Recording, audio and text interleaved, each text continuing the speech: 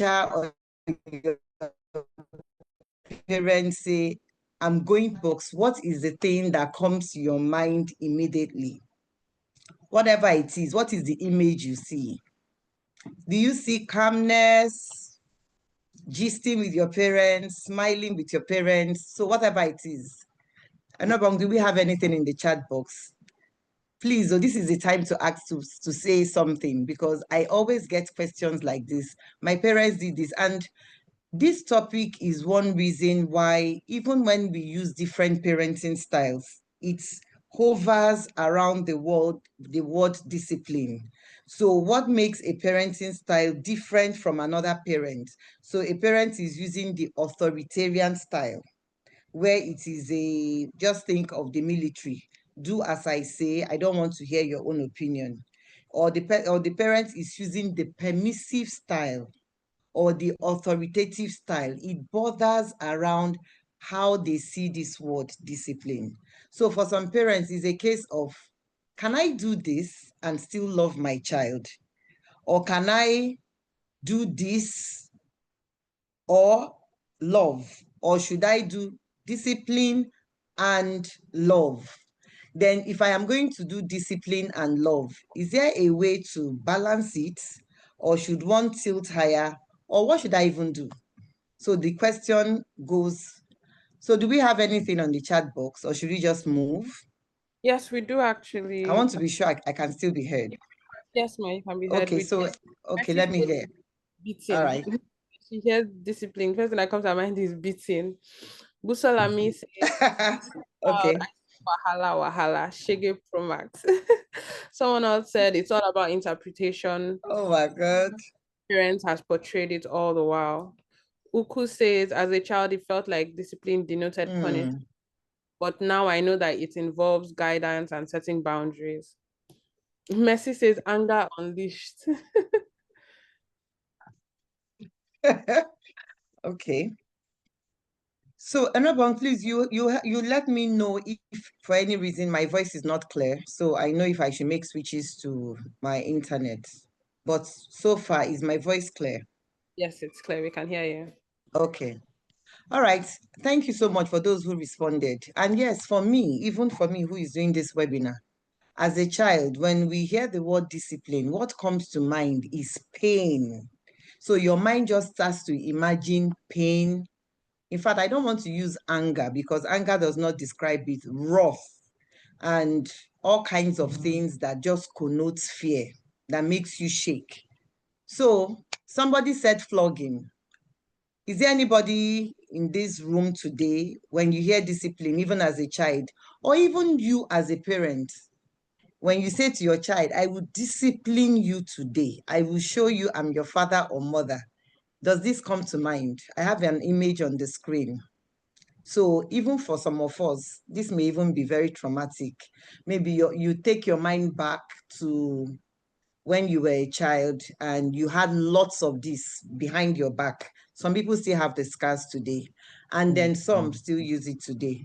But remember, I'm not going into whether it is good or bad, but just what does our mind connote when we hear discipline?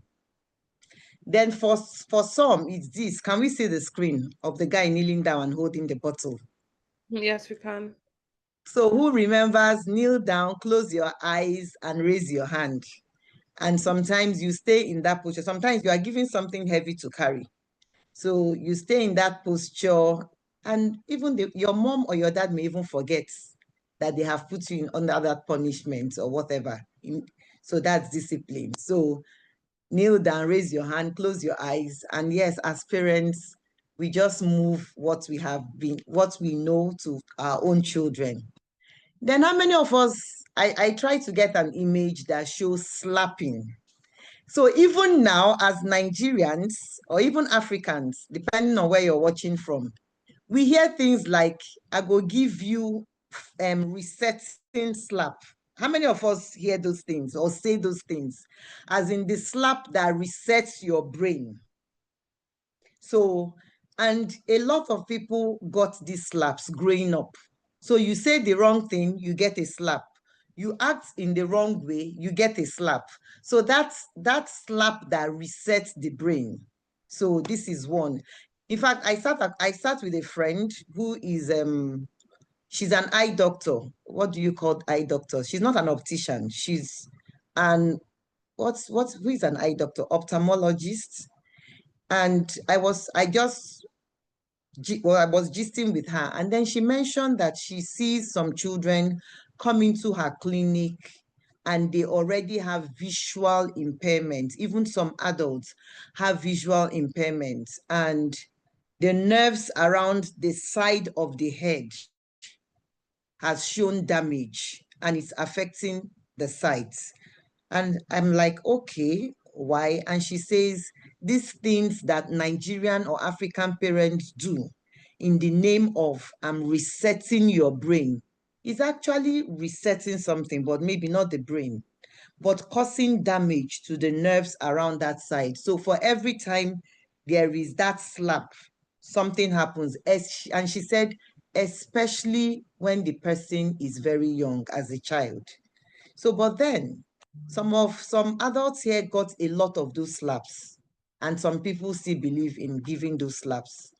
Then this is another picture that I was able to get, and we this was a very normal disciplinary method growing up.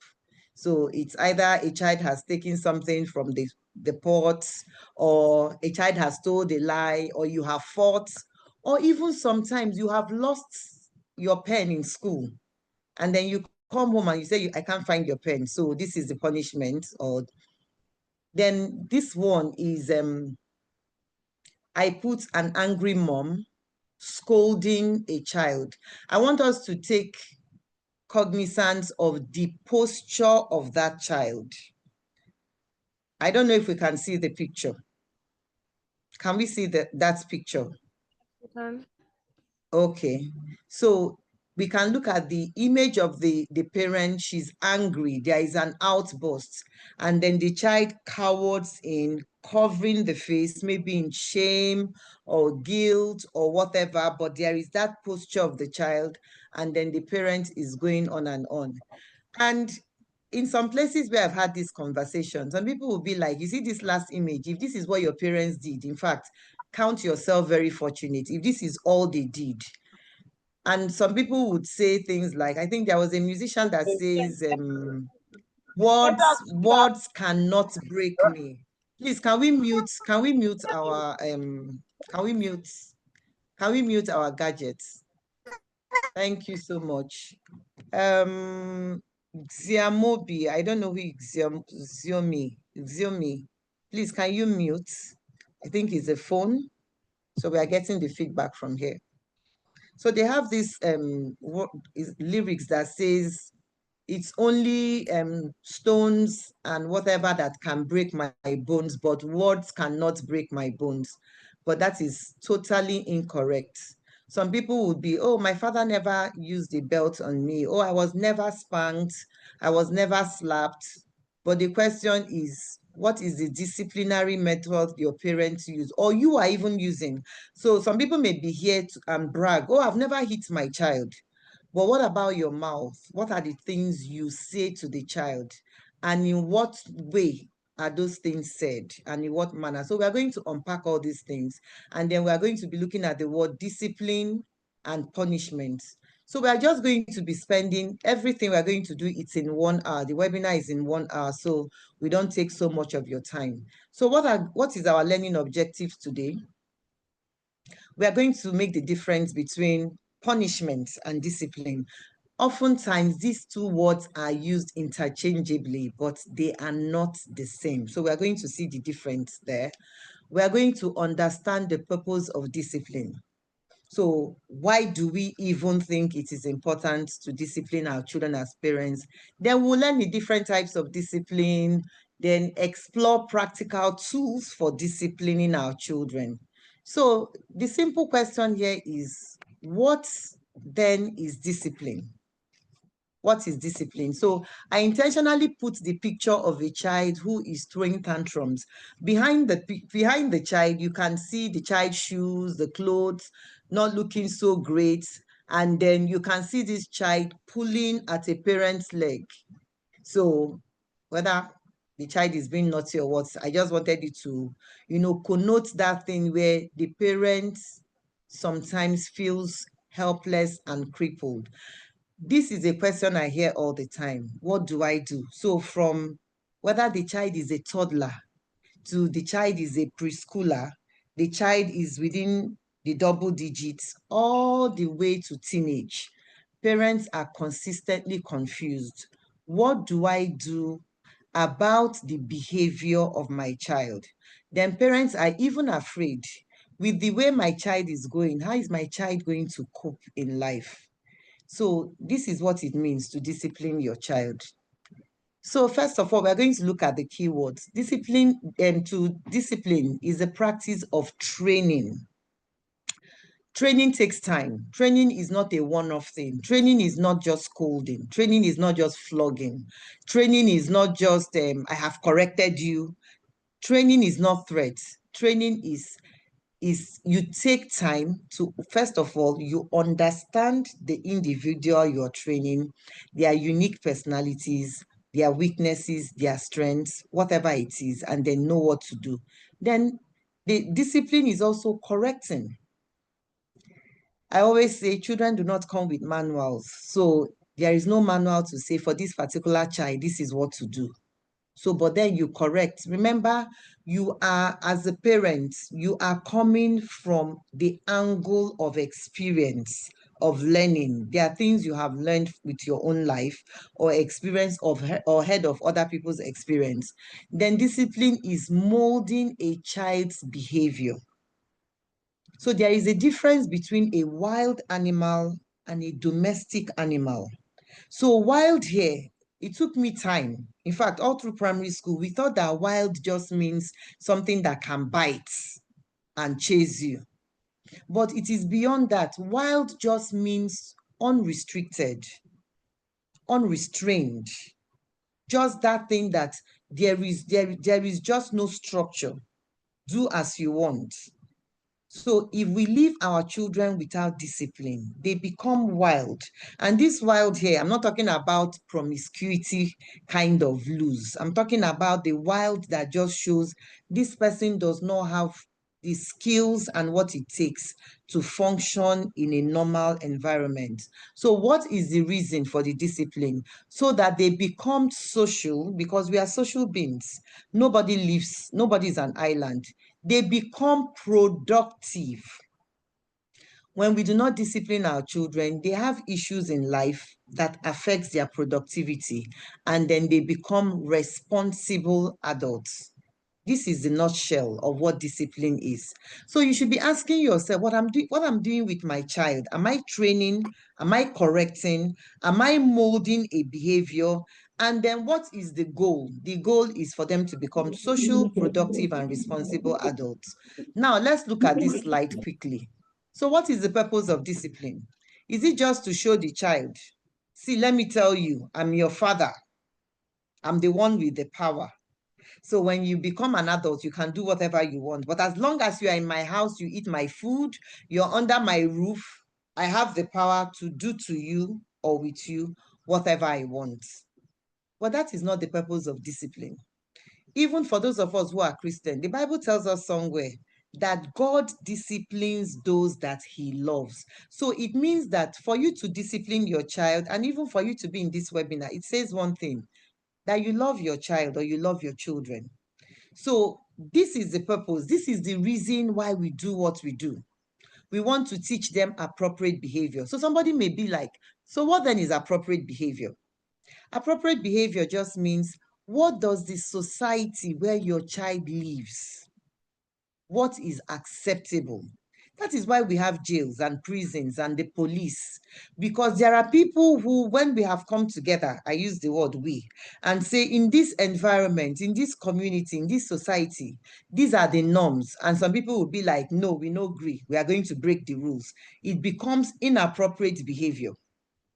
and then there are consequences. They end up in jail or they end up killed. So we are teaching our children through discipline what appropriate behaviors are. Then it fosters respect and trust. So the child trusts you, respects you, and also learns to also respect and trust. It promotes emotional and social maturity. We want our children to have these two things. The reason why some people are having issues, even as adults, they cannot keep jobs, they cannot be in relationships that make sense, is because they lack emotional and social maturity. So we hear words like, oh, this person is a narcissist. Oh, this person is selfish. This person is wicked. This person lacks empathy. Sometimes it's because as children, there was no discipline. Then it develops self-discipline. Self-discipline means here, as an individual, not the one being imposed on the person externally, not the one that the Constitution says, if you break the rule, if you drive one lane, we are going to arrest you. There is what you call self-discipline. How do you comport yourself as an individual? That's internal regulation, that thing that, like a clock inside of you that says, oh, this is enough. You've talked too much. You've done this thing too much. That curbs excesses. This is what discipline does. Please, David, can you mute your line? O2, David, thank you. Then it also helps organize and internalize rules. There are rules in life. Everything under this terra firma has rules. Nature has rules. Life has rules. Society has rules. So the purpose of discipline is to help our children organize those rules and internalize those rules, whatever those rules are. Now, let's look at the types of discipline. There are types of discipline, and you will discover that it's okay now. Okay, I know this type of discipline. Oh, I've been using this discipline. Oh, this must have been what my parents did for me. Now, let's look at the types of discipline. So I'm going to quickly go through it. So the first one is preventive discipline. And just like the name connotes, preventive. You know how they say prevention is better than cure, meaning that that proactive approach we take with our children, that thing we do before the rules are broken. So what is preventive discipline? Preventive discipline just means we are focusing on creating the right environment to enable our children keep the rules. And so how do we do that? So before the child starts to do anything, we must make sure that our homes, we already have established rules and routine and structure. So you cannot just start and just wake up and say, oh, why did you talk that way? Why didn't you greet me? Why did you see our neighbor and you did not greet the neighbor? Why didn't you wake up and tidy your room? And then it's chaotic. So preventive discipline means there is structure. So the child is finding themselves in the house and seeing that there are established rules. In this house, we do not take our phones to the dining. In this house, we wake up in the morning and we greet our parents. And this is how we greet our parents. In this house, we don't fight, we don't hit. In this house, we do this. You have established rules and routine. And what is the goal? So the goal here is to prevent problems before they start. Just having that structure. And children need structure. It helps them. So what are the examples? We set clear rules and routines. Please, parents, let us not move with our children based on our moods. So if we are happy today, we break the rules. We as the parents, we are happy. We can start jumping on the bed. We can trash anything. We can do as we want just because we are happy. Then the day we are not happy, if the child does the same thing you have done, you now slap the child or you now shout at the child. So that is what preventive discipline does. It builds positive relationships between you and your child because the child has structure. And let's establish this. Please, children need to be in places, in homes, families, where there is structure, where the rules are clear, where the routine is clear. Whether that child is 2 years old, children need structure rules and routine established. Then we have the second one we have called corrective discipline. So corrective discipline is like an aftermath of preventive discipline. So corrective discipline is reactional, where these established rules and routine we have, when you have now broken them willingly, because we also need to understand that there is a difference between what a child does because they are children and what a child does because the child wants to test your will, test the rules. For instance, if you tell your 5-year-old child to get you a cup of water, and maybe that cup of water, the water is so full, and the child is coming with the water, carrying that water with their small hands, it's possible the water may be spilling. To shout at that child, that is not discipline, because that is a child. She's a child. Her hands are small. The cup is big. The water has been filled to the brim. Water will spill. So slapping the child or shouting at the child or saying to the child, don't you have sense to see that you filled this water? That is, in fact, that is when parents bully their children. That is not discipline. That is abuse. But if you say to the child, Nne, don't feel this thing like this. This is how we feel it. Teach the child how to put the cup, and the child is looking at you and says, I will feel it. I will jump around with this water. And the child willfully disobeys that established routine and carries that cup, fills it anyhow, moves anyhow, and water is spilled all over the place. Then that is when the child is testing the rules. Then we bring out corrective discipline. So corrective discipline, we use it after a rule has been broken. So it's reactive. It addresses the behavior directly. And please, to add to this, when a child has done something for which you have said there will be consequences, don't go and drag other things, because that is what teenagers tell me when they come for counseling. They say to me, I do something, maybe, for instance, my parents may have said, don't warm the car, or maybe wash the car. And I did not wash the car. And then I get the consequences of not washing the car. Then they will now say, okay, that is how you did not do your homework. They now give me. They now drag another one. That is how you did not greet your uncle the day he came 2 weeks ago. So parents, let's not do that. So we focus on a behavior, and we are going to learn why that remember, we have the purpose of discipline. We have the purpose why we train our children to make them the kind of adults that are responsible. Then we have what we call collaborative. Because even in this corrective discipline, we use what we call natural consequences. We are going to come to that quickly. We have collaborative discipline, where, just like the name, where we work with the child rather than on the child. So this collaborative discipline usually works with older children, maybe from the age of 7, your teenage child, you collaborate with the child. You can say things like, I find out that every morning when I wake you up for school, that you are disorganized, we go late because you are looking for this or that. So how can we make sure that in the morning, when I wake you up for school, that all the things you need for school is ready? And then the child will now say, Mommy, I think I should bring out my shoe, bring out my socks, bring out my pants, put it here, arrange it here. Is collaborative. And in that collaboration, you also agree on the consequence. So it's not just collaboration from the place of we just plan it and it's there. Remember, it is discipline. The aim is to teach the child to become a responsible adult. So you can now say, okay, now that you have said you are going to do these things a night before, so how are we going to make sure that even though we have agreed on this thing and you refuse to do it, what will be the consequence? So that's collaborative. So how it works, parent and child discusses the issues together. You identify the reasons behind the behavior.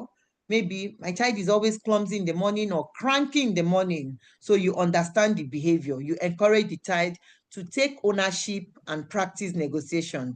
So for example, I've given an example to that. So the goal of collaborative discipline is for cooperation. You are teaching the child cooperation, respect, self-regulation. So the child knows that even though I'm playing, I need to bring out my socks. Even though I feel tired, I need to arrange my shoes. That's collaborative. Now let's look at restorative. Restorative discipline focuses on repairing relationships. For instance, you may have two children and they have fought, and maybe one goes and looks for the trouble of the other sibling. So instead of just coming and saying, why did you hit your brother? And restorative discipline focuses on, okay, you have taken your brother's book or your brother's toy or your sister's toy and you have spoiled it. How are we going to ensure that you who have done this, you make it better? So could it be you have to go and apologize to your brother? You have to forfeit your own toy or your book or whatever it is that the child has done, then you make sure it is right. I have an example. When my last child was in primary, I think primary 3 or 4, I had come to pick her in school. And then this boy walks up to me and say, Dove's mom, that Dove was laughing at our car. And my heart stopped beating because this was not the value my husband and I were instilling. Like, how?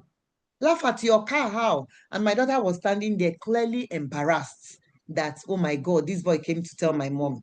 And she was like, no, I was just playing. I was just playing. And if I had stretched my hand to slap her or spank her, the discipline would not be instilled because there is a value I wanted to instill.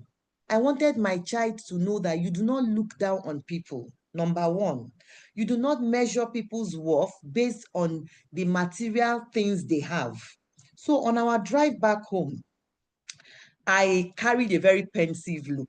So permit me. Yes, she was at that age where I could use my body language. I needed to use my body language to send a message. So I had this very pensive look. I carried myself. I was just talking to myself, but in a way that I wanted her to hear it. And I was just like, oh my God, what is this? Why would my child laugh at another person's car? What car do I use for my child to think she can laugh at another person's car, not minding this person's emotions? And as I was saying that thing loud, and I had all this look of, oh my God, my child was behind. Oh, Mama, I'm so sorry. Mama, I will not do it. I didn't touch her. I had not beaten her. I did not scold her directly, but I wanted her to come to that place where she begins to value what her actions could do to some other person. So that is a way of instilling empathy, kindness, values that say, no, you do not judge people, place values. And then she went on and on. I'm so sorry. I would not do that again. It's not nice. It's not kind. Mama, please forgive me. And when we got home, I said to her, so what are you going to do to that classmate that you laughed at their car? And she told me, I'm going to tell him I'm sorry. So I'm just using this to give an example of what restorative discipline can be. And we can even use it among our children. Sometimes when they have those squabbles, the person who is the offender, instead of just slapping the person and saying, go and kneel down there, you can use restorative discipline. So this approach emphasizes accountability, empathy, making things right rather than punishments. So when a child misbehaves, instead of focusing on what rule was broken, you focus on who was hurt and how we can fix it. So that way, there is something my husband and I would always say, you speak to the heart of a child and not just to their mind. Because speaking to the mind of the child is that thing of, in our house, we don't wear short dress. We don't wear revealing clothes. We don't do makeup. We wear long dress. We don't wear trouser. We don't use lipstick. We don't talk to boys. Mind. So children can be very moralistic, have all those high morals, but then they lack kindness, empathy, social skills, resilience. They lack all those things. But when you see them, they look very proper and very pious. But then there is no discipline. Then they even lack the ability to interact. Then we have the supportive discipline. So what is the supportive discipline? This type of discipline, we intervene when it's still just beginning. You know how, permit me to use this example. So I live in Lagos and we have these people, LASMAs, some years back, they are no longer like that, funny enough. But years back, when LASMA was just introduced into Lagos, the idea was for them to control traffic and then to prevent traffic offenders to do things, prevent traffic jams. But what would LASMA do? LASMA they were like the watchdogs. So you could be driving and you are confused about, is this a one way? Is this a double? And the LASMA official is just looking at you like this. And then boom, you go into the lane that is a one lane. And the next thing, park, stop, you are arrested, you are taken to their office, you are punished for breaking a rule that you did not even know. So, and some parents, this is our style. Some of our parents, that was the style they used for us. So sometimes we were not even clear about the rules. You didn't even know that this person, this distant relative came from the village and you didn't even know what to do. And then the next thing, you break a rule and you are punished. So even with our children, let us not be like the LASMA official that is waiting for them to break the rule. Sometimes it can be a supportive discipline. So you can see that that child is moving just like one way. The child is moving towards something that will cause them to break the rule. So instead of just crossing your hands and waiting for them to do that, you can use things like, directing them to the right thing. So sometimes you can see that your child is about to lose their temper and not have emotional regulation. And that temper could lead them to hitting their sibling. So instead of just standing aloof and saying, let me just be looking at you to see if you will slap your brother. So you can say things like, take a deep breath, calm down, take a deep breath. Now it's okay. Don't do that. Come here, walk away, follow me.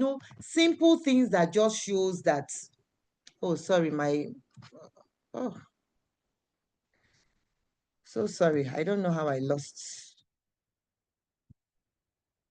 Stop share. Let me read. Let me start sharing again. Think something hit my screen. Excuse me, just a minute. I share. Okay, let me take it to the.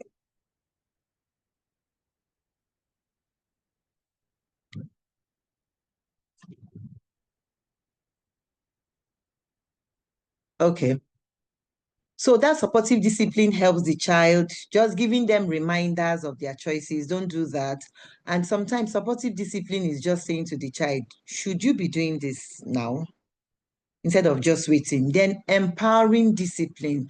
Empowering discipline is that thing you do with your child. You become like a coach.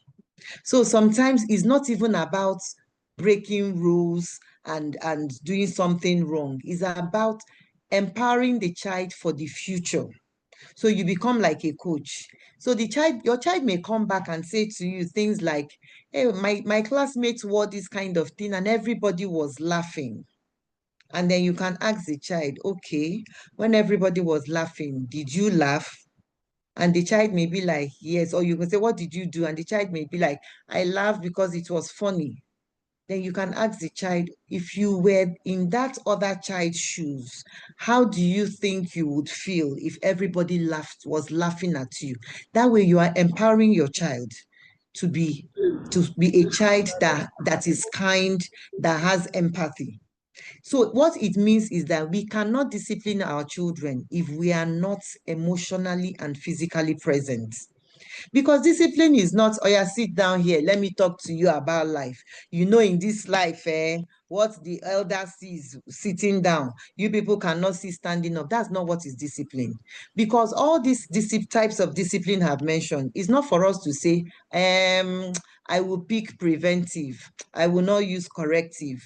We need to use a blend of these things depending on the situation, blend it in and use appropriate, so that you are not using a disciplinary measure for a 2-year-old that should be for a 10-year-old, or use something for an 18-year-old that should be for a 10-year of 12 years old. So it's appropriate.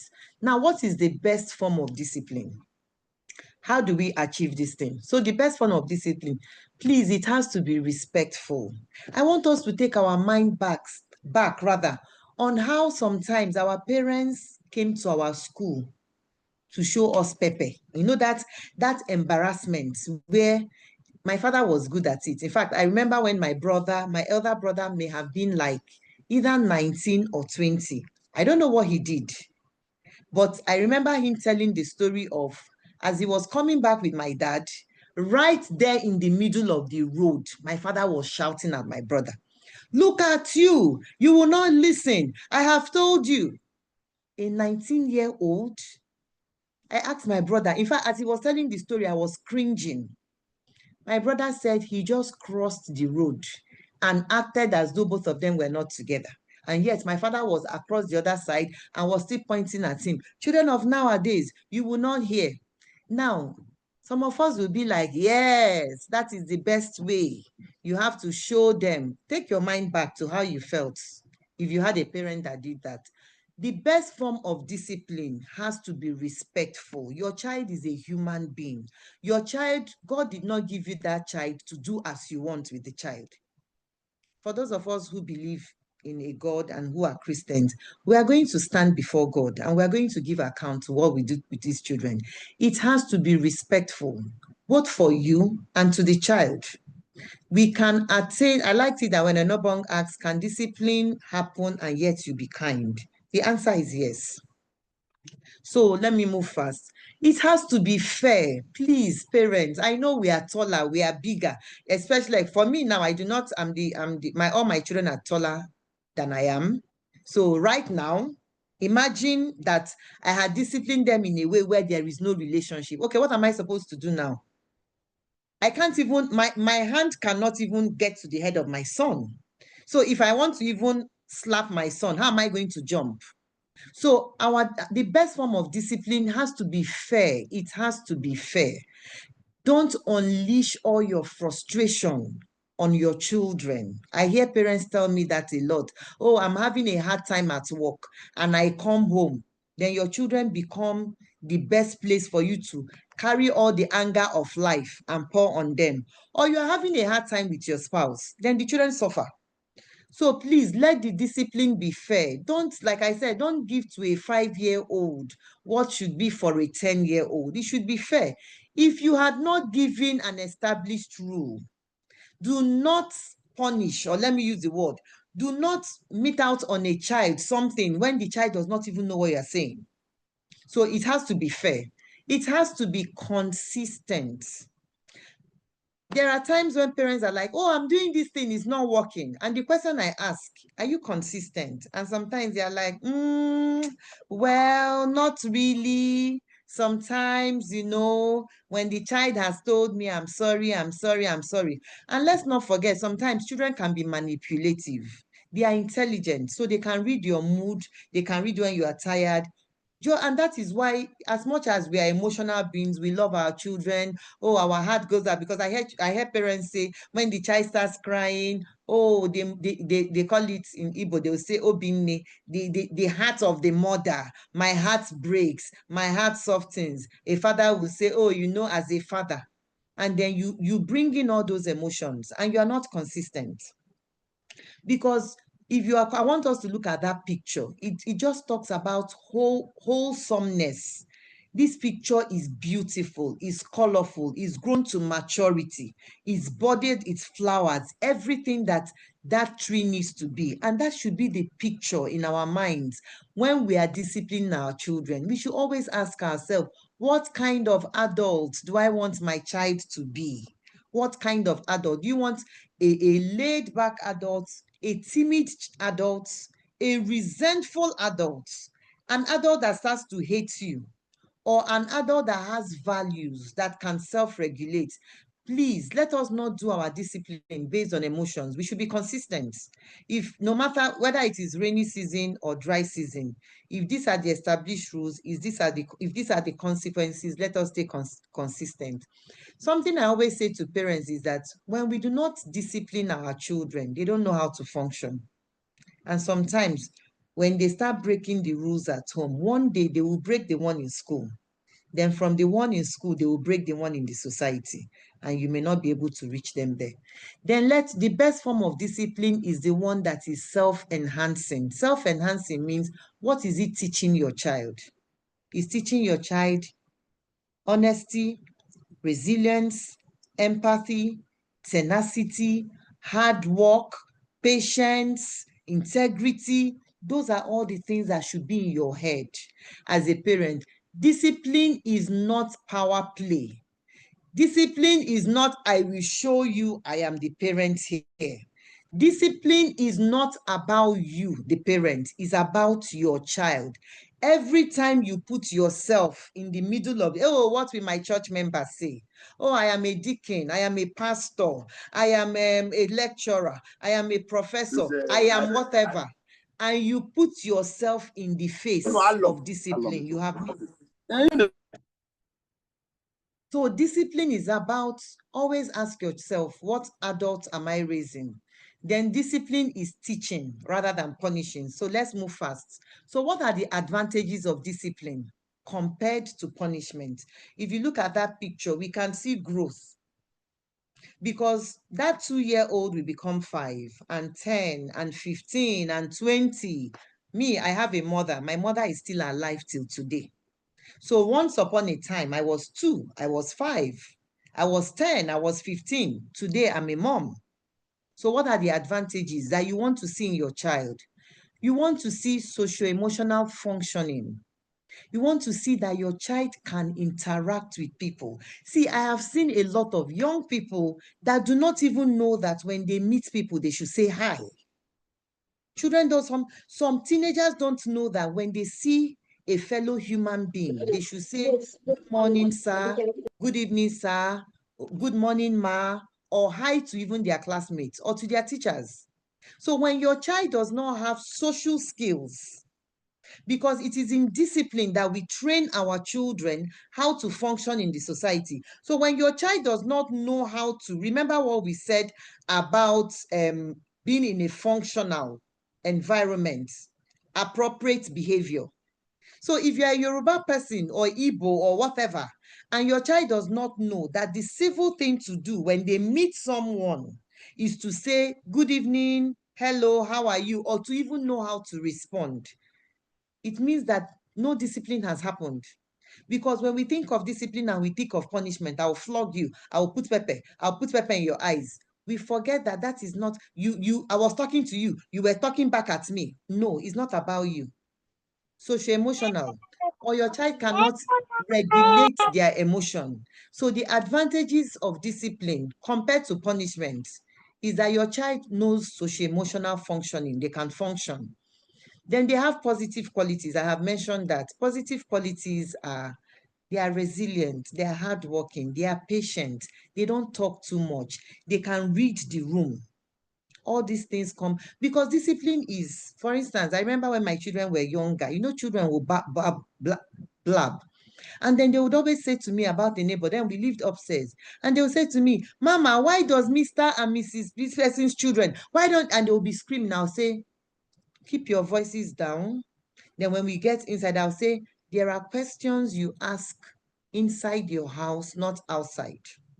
So next time when you want to ask me a question, you ask me inside, because if you ask me outside, I will not answer you, or you will come across as this. That is discipline. It's what you call empowering discipline. So the child is learning positive qualities, normal development. So we have areas of development. When we do not discipline our children, have you seen children that because of a lack of discipline, you almost think that they have ADHD? So you see that people, especially in the Western world, children are consistently being misdiagnosed. I hope I pronounced it correctly. They are consistently being misdiagnosed. And the only reason is not because they have any neuropsychiatric issues, it's because of a lack of discipline. So children come into a place and parents, in the name of allow children to be children, allow children to express. I have a parent who said to me, she and her husband made the mistake. They thought that raising children means allowing them to express, and that now at 8, her daughter can say to her, Mommy, keep quiet and shut up. So Now the girl started having issues in school from the age of 8. So normal development, discipline helps our children to develop well cognitively, even physically, socially, emotionally. Then self-esteem. See, there is something I say to parents. I even say to young people, have you met teenagers? Those of you in this room, have you met teenagers that you look at them and you know in your heart that you don't like this child? I know that some of you may be looking at me and say, oh, no, I'm a child of God. I love everybody. But that's okay. Let me not say you don't like the child. There are children you have met and you just love them. And when children have developed abilities to function well, it helps their confidence, their self-esteem. Let me move fast. Then there are long-term effects. Okay, my time is up. So this is the difference between punishment and discipline. Punishment inflicts penalty. We will flog you. In fact, growing up, there are people that will put pepper, all those things. And the reason is you've done something. So for that thing you have done now, you will get pain. Discipline is we are going to deal with this thing to train you for your future. And we are looking at correction, not just punitive. Then punishment focuses on what you have done. Discipline focuses on this thing you are doing or have done. We are looking at future. Punishment focuses on hostility and frustration on the part of the parent. The parent is angry, the parent unleashes. Discipline, the parent has love and concern. They want their children to thrive. Punishment, this is what it does for the child. There is fear and guilt. There are some children, as soon as the parent is coming near them, you see them, they do like this, they flinch. There is fear, they hear their parents' voice. Discipline brings about security. This is how to discipline your child. Please redirect the misbehavior. When you think your child wants to start doing something else, find a way to redirect. If it's a teenage child or a 10-year-old, ask the child, is this what you should be doing? So if the child is doing something else, it redirects. Please let us give our children attention. Sometimes it's the lack of attention that makes our children behave anyhow. They want your attention because it's when you give attention that you can even notice. Let us catch them being good. Please, we are not police officers looking for when they misbehave. Sometimes your child can just be kind or friendly or have helped you do something or even ask you a question of how was your day today. Please let us commend them. Let's not just be waiting for when they do something wrong. Then let us set rules. I've talked about setting rules. Let's explain reasons. Even when you want to discipline a child, just the way that man is holding the son. Discipline does not mean your face is always contorted. You can say to your child, do you know the reason why I'm going to take your toy and you are not going to have this toy for today and tomorrow? Is because you did XYZ. Then these are the tools that for healthy discipline. Connection before correction. See, if you don't have a relationship with your child, your whatever you do with the child will build either rebellion or resentment. Then there are natural and logical consequences. Let us not save our children from life. If there are consequences, let the child know. If you've said to the child, don't do this, don't save them. Do not save them. Let them face those consequences. If you are going out and you keep saying to your teenage child, I think you should hold your sweater, and the child is saying, no, I'm cool, I will not, I'm Jackie Chan, I can. Please, when you go out and it is cold, not the cold, I'm not talking about winter cold now that can kill. That's not what I mean. But if it's like a cinema, please let the child feel cold. Don't save them. Let them face the consequences of that. I know what I'm doing, and they will learn life. Then please, let's be consistent. I've talked about this and follow through. Don't say to your child, I will take this toy if you don't do this. Then later on, the child will say, sorry, daddy, and you say, okay, take your toy. Don't do it next time. When we're not consistent, discipline doesn't happen. Then please be the example your child imitates. Don't say, do as I say, but not as I do. Then let's be restorative. You are not fighting with your child. It's about relationship.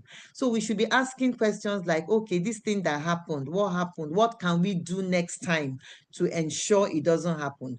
That we affirm Gentleness does not mean that you are begging your child, though. That's not what I'm saying. I just talk about firmness with kindness. So this is the last slide. So this is what I want us to do as parents. Let's pause, let's reflect, and let's act. What do I want my child to learn when I correct them? So every time you are trying to discipline your child, you must be asking yourself, what do I want my child to learn? Then how can I respond with empathy and firmness and not tear down the whole house, be dramatic? Oh, you have killed me today. Oh, I did not kill my parents. There is no need for all that drama.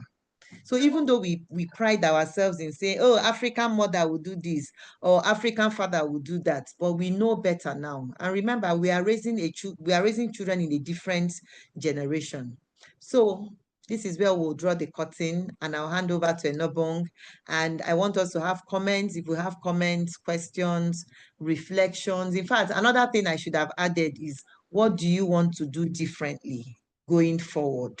What are the things you think you need to start doing now that you were not doing before? Or you need to stop doing that you used to do before, but now you know better? Or something you need to continue to do because now you can see that, man, that thing I'm doing really makes sense. So start, stop, and continue. So let it be our reflection. Thank you so much. This is the end for me. Enobong, over to you.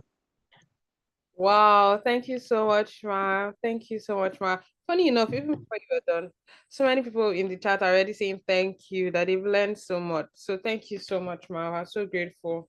Your slides were so educative and instructive and actually quite beautiful to see. So well done, Ma. Thank you. Thank you. Please drop in the chat, what you do differently. How are you going to correct your children going forward? How are you going to respond with empathy but firmness? We would love to see your responses.